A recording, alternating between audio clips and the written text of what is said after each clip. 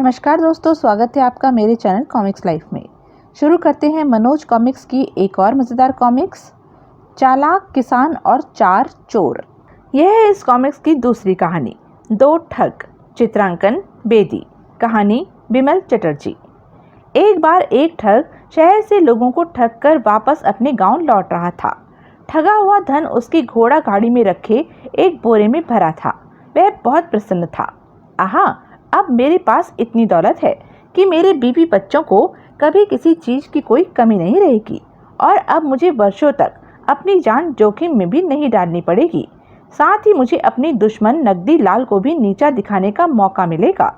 तभी उसकी दृष्टि दूर से आते एक व्यक्ति पर पड़ी। अरे, वह तो नगदी लाल ही मालूम पड़ता है। यदि उसे मेरी दौलत की भनक पड़ गई तो वह जरूर मुझे बेवकूफ बनाने की कोशिश करेगा।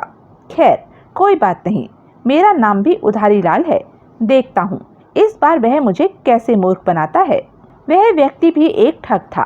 उसका नाम था नगदी लाल और वह उधारी लाल यानी घोड़ा गाड़ी वाले ठग के गांव में ही रहता था।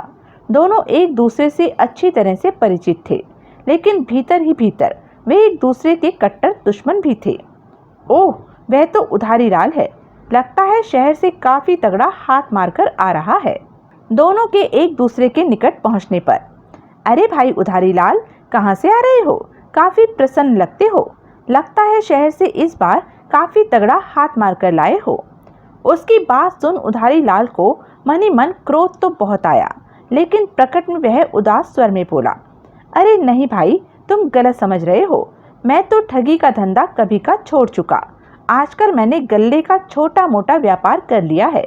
बस भाई, किसी तरह गुजारा कर रहा हूँ। उधारी लाल की बात सुन नगदी लाल मन ही मन मुस्कुराया। फिर उससे सहानुभूति जताता हुआ अपनत्व भरे स्वर में बोला, शायद अनाज को शहर की मंडी ले जाने के लिए ही तुमने यह मरियल सी घोड़ा गाड़ी खरीदी है। हाँ भाई, लेकिन आज तो इस मरियल घोड़ा गाड़ी की तरह ही किस्मत भी खोटी निकली।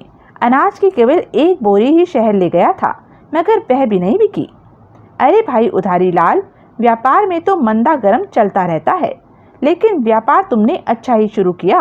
मैं भी ठगी छोड़कर यही गल्ले का व्यापार करने की सोच रहा हूँ, लेकिन तजुर्बा नहीं है, इसलिए चाहता हूँ कि तुम ही से परामर्श ले लूँ। जरूर जरूर, जब जी चाहे घर आ जाना। ठीक है भाई, अभी तो मैं शहर जा रहा हूँ, वापस लौट कर तुमसे जरूर मिलूंगा।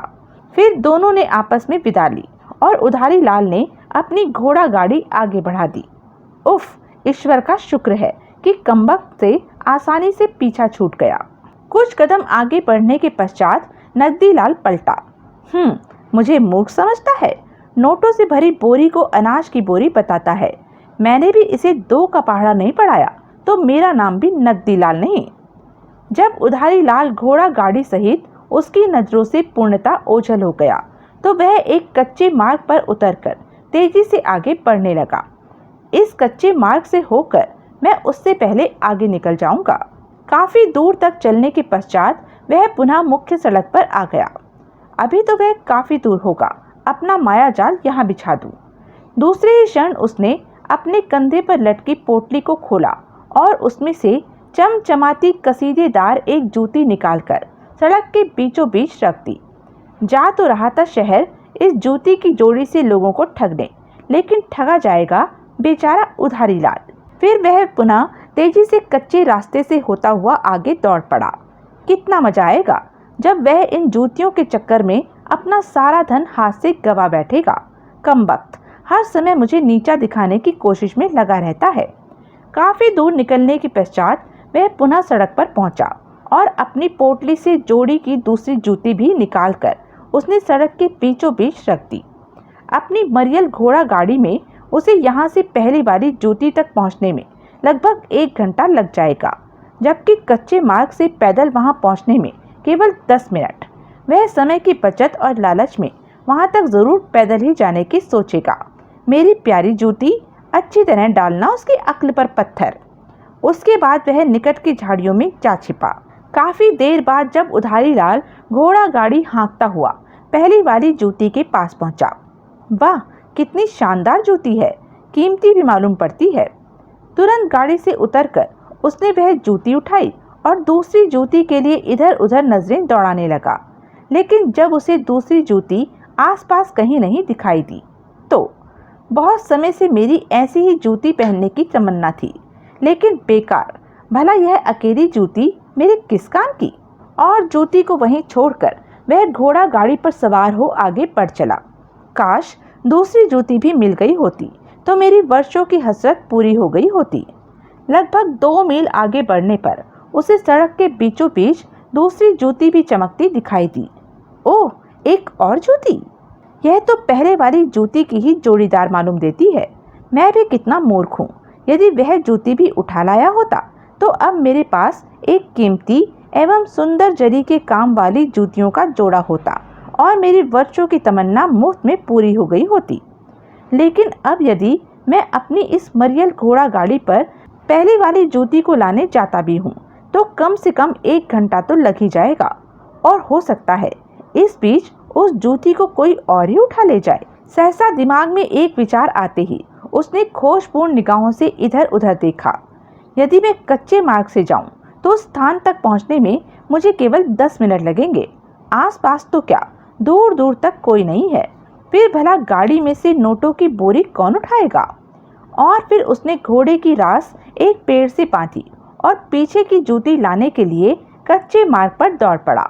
बम मारा, मेरी योजना कामयाब हो गई। उधारी लाल के वहां से जाते ही नकदी लाल झटपट झाड़ियों से बाहर आया और नोटों से भरी बोरी को कंधे पर लाद सरपट अपने घर की ओर दौड़ पड़ा। घर पहुंचकर उसने अपनी पत्नी को सारी बात बताई। फिर शीघ्रता से बोला, अब तुम जल्दी से सारा धन भूसे के ढेर में छिपा दो। मैं बाग के अंधे कुएं में जाकर छिप जाता हूँ।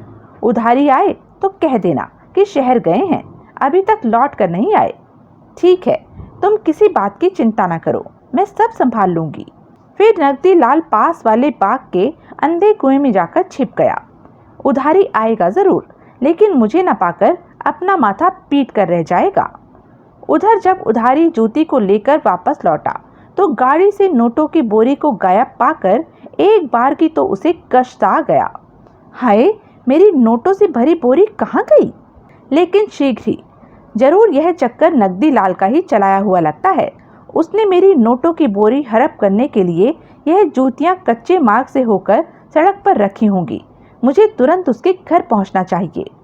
फिर वह घोड़ा गाड़ी पर सवार हो नकदी लाल के घर की ओर चल पड़ा। बच्चू मुझसे बचकर कहाँ जाएगा। मैंने भी उसे 4 का पहाड़ा न पढ़ाया तो मेरा नाम उधारी लाल नहीं। जैसे तैसे वह उस मरियल घोड़ा गाड़ी के साथ शाम तक नकदी लाल के घर पहुंचा। नकदी लाल की पत्नी दरवाजे पर ही खड़ी थी। नकदी लाल कहाँ है भाभी? मुझे उससे व्यापार के सिलसिले में बात करनी है। लेकिन वे तो शहर गए हैं भैया। ओह, उधारी लाल को समझते देर नहीं लगी कि नकदी की पत्नी साफ झूठ बोल रही है। मक्कार की औरत साफ झूठ बोल रही है। जरूर वह कहीं छिप गया है, लेकिन करूं क्या? इससे सच उगलवाना भी तो आसान काम नहीं है। खैर, कब तक छिपा रहेगा? कभी न कभी तो सामने आएगा ही, फिर देखूंगा। और उधारी लाल मन मसोस कर चुपचाप अपने घर लौट गया। रात को नकदी लाल की पत्नी ने रोटियां पकाकर एक पोटली में बांधी और बाग के कुएं की ओर चल पड़ी। इस समय तो आसपास कोई नहीं, चलकर उन्हें रोटी खिलाऊं, बहुत भूख लगी होगी। कुएं के निकट पहुंचकर उसने रोटी की पोटली रस्सी से बांधी और उसे कुएं के भीतर लटकाकर धीरे से बोली, रोटियां ले लो जी। अपनी पत्नी की आवाज पहचान कर नकदी ने झट रस्सी से पोटली खोल ली। ठीक समय पर रोटी लाई। बड़े जोरों से भूख लगी थी मुझे। कुछ देर बातचीत करने के बाद उसकी पत्नी निश्चिंतता से लौट गई। इसी तरह कुछ दिन बीत गए। नकदी को उसकी पत्नी रोजाना रोटियां पहुंचाती और नकदी मजे से रोटियां खाकर अंधे कुएं में छिपा रहता। उधर उधारी लाल रोज सवेरे नकदी के घर आता और उसकी पत्नी से नकदी के बारे में पूछता, पर सदा उसे एक ही उत्तर मिलता, अभी तो नहीं लौटे भैया, मुझे तो स्वयं उनके बारे में चिंता हो रही है। ओह, और उधारी निराश होकर वापस लौट जाता। एक दिन जब उधारी दोपहर को नकदी के घर पहुंचा तो उसे नकदी की पत्नी पोटली हाथ में लिए एक और जाती दिखाई दी। यह मक्कार की औरत हाथ में रोटियों की पोटली लिए कहाँ जा रही है, देखना चाहिए। और उधारी चुपचाप उसके पीछे हो लिया। यह तो बाग के भीतर जा रही है, कहीं नकदी यहीं तो नहीं छिपा। फिर जब उधारी ने बाग में प्रविष्ट होकर नकदी की पत्नी को कुएं की ओर पड़ते देखा तो वह झट निकट के एक पेड़ पर चढ़ गया। इस पेड़ से देखूंगा कि यह औरत यहाँ क्यों आई है और क्या करती है। इधर नकदी की पत्नी ने कुएं में रस्सी लटकाकर रोज की तरह आवाज दी, रोटियां ले लो जी। नकदी ने पहले की तरह रस्सी से रोटियां निकाल ली और उसकी पत्नी वापस हो ली। तो यह बात है, वह धूर्त यहाँ कुएं में छिपा बैठा है, अब मजा चखाऊंगा इसे। दूसरे दिन उधारी स्वयं सूखी रोटियां लेकर बाग में कुएं के पास जा पहुंचा। अब मजा आएगा। फिर उसने पोटली रस्सी के सहारे कुएं के भीतर लटकाई और नकदी की पत्नी की आवाज निकालता हुआ बोला, रोटियां ले लो जी। नकदी ने तुरंत पोटली रस्सी से खोल ली, किंतु पोटली में सूखी रोटियां देखकर वह क्रोध से चीख उठा, अरे कमबख्त, आज यह सूखी रोटियां क्यों ले आई? क्या घी का अकाल पड़ गया है? उधारी ने तुरंत स्त्रियों जैसी आवाज में कहा, घी का अकाल तो नहीं पड़ा, लेकिन पैसों का अकाल जरूर पड़ गया है। घर में घी खरीदने के लिए एक फूटी कौड़ी भी नहीं थी, इसलिए बिना चुपड़ी रोटियां ले आई हूँ। क्या? नकदी ने चकित होकर कहा, घर में एक फूटी कौड़ी भी नहीं? अरे भगवान, कहीं तेरी मति तो खराब नहीं हो गई? अभी जो मैंने इतना सारा धन लाकर दिया था उसका क्या हुआ? क्या उस नोटों की बोरी में आग लगा दी? नोटों की बात सुन उधारी लाल की आंखें प्रसन्नता से चमक उठी, लेकिन मन की प्रसन्नता दबाते हुए उसने स्त्री की ही आवाज में कहा, ओह, लेकिन मैं तो भूल ही गई थी कि तुमने उसे कहाँ छिपा कर रखा है। अरे भगवान, मेरे कहने पर तूने ही तो उसे भूसे के ढेर में छिपा कर रखा था। ओहो, अब याद आया, सच, मैं तो उस बोरे के बारे में भूल ही गई थी। अच्छा, अब मैं जाती हूँ, कल से तुम्हारे लिए फिर चुपड़ी रोटियां लेकर आया करूंगी।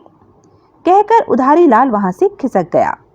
थोड़ी ही देर बाद नकदी की पत्नी आई और कुएं में रस्सी डालकर पहले की तरह रोटियां ले लेने के लिए आवाज दी।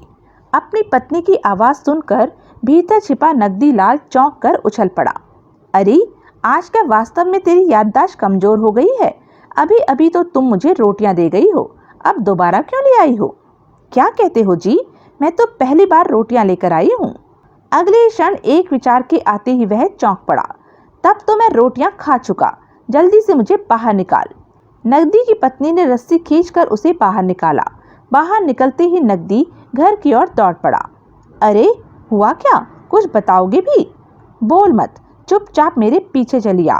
मुझे लगता है अब तक सब गुड़ गोबर हो चुका होगा। घर पहुंचते ही सचमुच नकदी ने अपना माथा पीट लिया। हाय, वह नोटों की बोरी कहाँ गई? अरे गई नहीं, बल्कि वही उधारी का बच्चा हमें गच्चा देकर ले गया। अफसोस तो यह है कि मेरी कीमती जूतियां भी इसी चक्कर में हाथ से जाती रही हैं। तो यह थी मनोज कॉमिक्स की एक मज़ेदार कॉमिक्स।